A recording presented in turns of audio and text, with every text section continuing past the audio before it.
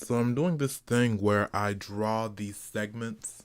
of where the fingers are, at the very least the base, so then it's easier for me to remain consistent with things like my sizing or the overall shape of what it is I'm animating. Because usually when you're doing your first pass, what happens is you just get the general impression, or rather the general concept isn't the right word either. But basically, you're getting the overall shape and depth of what it is you're drawing. It's only when you do your second pass is when you go back through, and that's when you add more detail.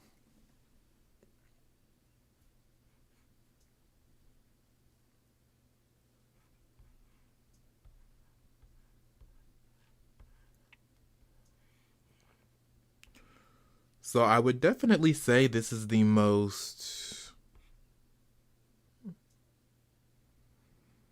maybe not the fun part, but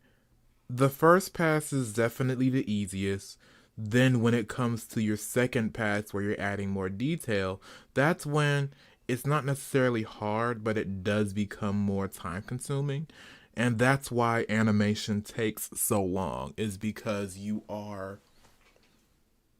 trying to make sure that not only are you getting more details like your eyes, nose, mouth, like your actual fingers and articles of clothing, but you also have to make sure that what you're drawing is consistent as well.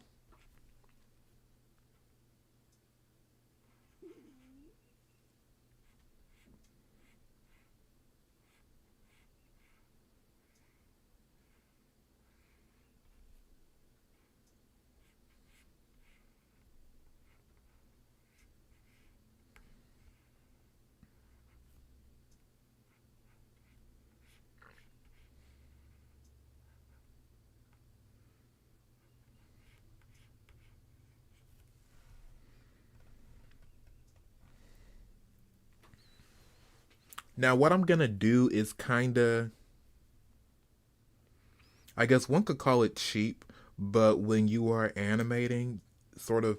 your when you're animating, the one thing you want to do is make sure that sizing and everything is consistent. So, at least what I do is I will actually redraw the head from the previous onion skin layer, and I will just transfer it over or like move it slightly. Because that's like the strange thing is unless you're really going into like your squash and stretch and like really playing with the sizes of things, for the most part, especially when it comes to more humanoid styles of animation and just art in general, the actual face does not really change that much. Now, what I will say is when it comes to like Arcane League of Legends, they actually played a lot with facial structure because you see it mainly in how Jinx, the character Jinx from Arcane, is animated. Is she will have slight moments where like her facial structure as Powder is different from her facial structure as Jinx, and there's sort of like moments where her personality shifts and her entire facial structure will also shift with it, which is like a really fun way to play with character models and with character design. But for the most part, unless there's like some special reason, like say a certain power or like a certain magic or ability that the character may have, for the most part, the character's body, or at least the character's head in particular, doesn't really change much. Because actual displays of emotion are separate from entire like reconstructions or entire shiftings and augmentations of a person's facial structure.